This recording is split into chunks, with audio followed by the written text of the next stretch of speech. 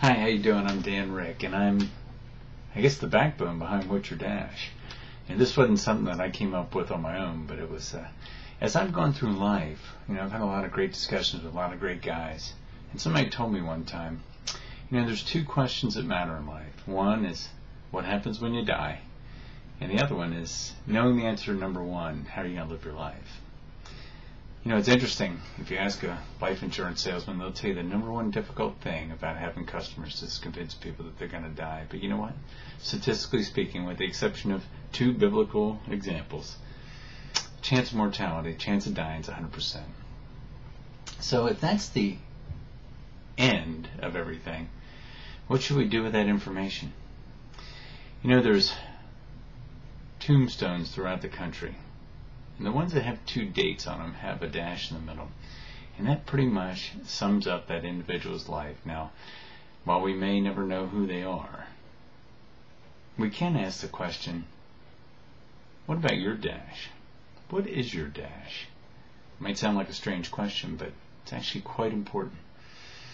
Because what are people going to say about you when you're not here anymore? And I will tell you, your reputation will be short. There's many graveyards throughout the country that can testify to that. Many people that we don't know, but all of which had a dash. I firmly believe that God's given us a certain amount of talents, and He wants us to use those talents for Him. What a waste if all we do is just scrape and scour and work hard to make a living, to scratch through, and to die. If that's all there is to it, that's not much of a life. But if you think that God gave you some talents, and He really wants to know you, and He really wants to have a great relationship with you, and He wants to lead you down a path where you can use those talents for Him, that sounds a lot more like a great life to me. So at the end of the day,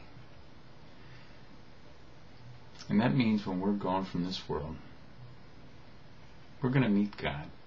He's going to say one of two things to us. He's either going to say, well done, good and faithful servant, or He'll say, I don't know you. Now, if that proposition scares you, then we have some things we need to talk about. But if that proposition does not scare you, we better get to work and make the most of our dash. Thanks for tuning in. Thanks for listening. Thanks for thinking about this. It's not a guilt trip, just a thought. Look forward to seeing you next time at What's Your Dash. Thanks, and have a great day.